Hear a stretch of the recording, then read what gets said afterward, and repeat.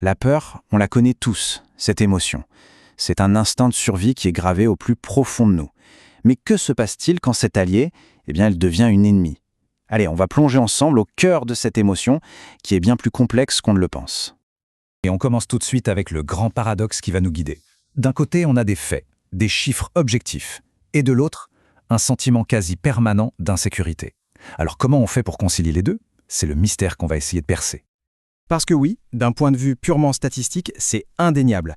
La sociologue Claudine Burton-Gengros le dit très bien, notre espérance de vie n'a jamais été aussi longue et nos conditions de vie n'ont jamais été aussi sûres pour autant de monde. Objectivement, le monde est moins dangereux qu'avant. Et pourtant, des images comme celle-ci nous marquent, nous hantent. Fukushima, c'est un désastre qui a eu lieu à des milliers de kilomètres, mais qui a eu des conséquences bien réelles chez nous, partout dans le monde. Ça a relancé le débat sur le nucléaire, ça a nourri une peur mondiale. C'est bien la preuve que les dangers d'aujourd'hui, amplifiés par les médias, créent une angoisse qui se fiche des frontières et des statistiques. Alors, d'où y vient ce décalage? Eh bien, une partie de la réponse, elle se trouve juste autour de nous, dans notre environnement. On va explorer ce que les sociologues appellent la société du risque. C'est un concept clé théorisé par Ulrich Beck.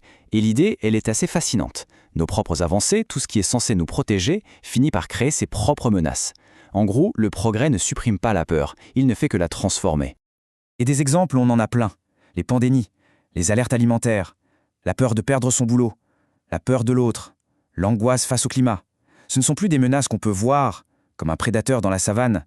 Non, ce sont des risques abstraits, globaux, et face auxquels on se sent souvent complètement impuissant.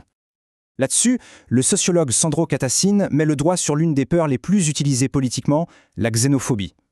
Ce n'est pas quelque chose de nouveau, mais c'est un sentiment qui a été patiemment construit, entretenu au fil du temps, jusqu'à s'installer très profondément dans les esprits. Et voilà comment ça marche. On prend des angoisses un peu floues, comme la peur de l'avenir économique, et on les dirige vers une cible facile à voir, l'étranger. Les discours politiques jouent là-dessus et transforment une anxiété sociale en une vraie peur de l'autre, une peur qui finit par se transmettre de génération en génération. Bon, on a vu comment la société peut créer nos peurs, mais parfois l'origine est bien plus proche, beaucoup plus intime. Elle est nichée dans notre histoire familiale, dans ce qu'on a hérité sans même le savoir. Ça porte un nom, le traumatisme transgénérationnel. L'idée, c'est que des souffrances qui n'ont jamais été dites, des secrets de famille, des chocs vécus par nos grands-parents par exemple, peuvent se transformer en fantômes qui nous hantent. Et ces fantômes dictent nos peurs sans qu'on comprenne pourquoi. Pour que ce soit plus clair, prenons un cas clinique assez marquant. Une famille que les psys ont surnommée la famille atomique. Il y a 4 enfants, devenus adultes, et à chaque fois qu'un d'entre eux essaye de prendre son indépendance, de partir de la maison, c'est la catastrophe. Ils développent des symptômes graves, anorexie, boulimie, comportements dangereux.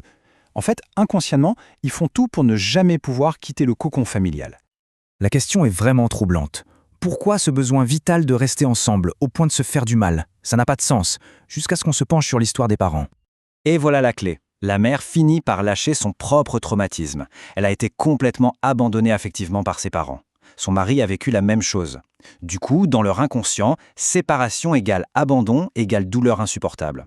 Sans jamais le dire avec des mots, ils ont transmis cette idée terrible à leurs enfants. Partir, c'est un danger de mort. Pour survivre, il faut rester ensemble. Ok, donc ces peurs, qu'elles viennent de la société ou de la famille, elles finissent par s'inscrire en nous. Mais comment ça marche biologiquement? Pour ça, il faut descendre au niveau de notre propre système d'alarme, dans notre cerveau. Ce qu'on voit ici, c'est un peu le centre de commandement de notre système d'alarme, l'amygdale. C'est cette petite structure en forme d'amande qui appuie sur le bouton rouge. Elle reçoit les infos de nos sens et, bien avant que notre cerveau conscient ait eu le temps d'analyser quoi que ce soit, elle décide, danger ou pas danger.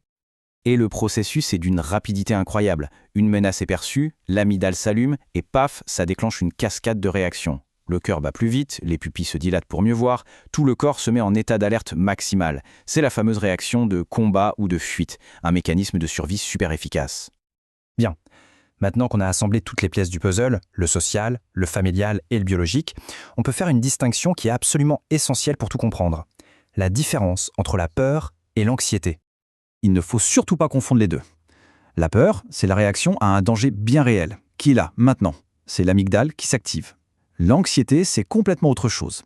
C'est l'anticipation d'un danger qui n'est pas encore là, et qui n'arrivera peut-être même jamais. C'est comme si le circuit de la peur restait allumé en permanence, sans raison claire.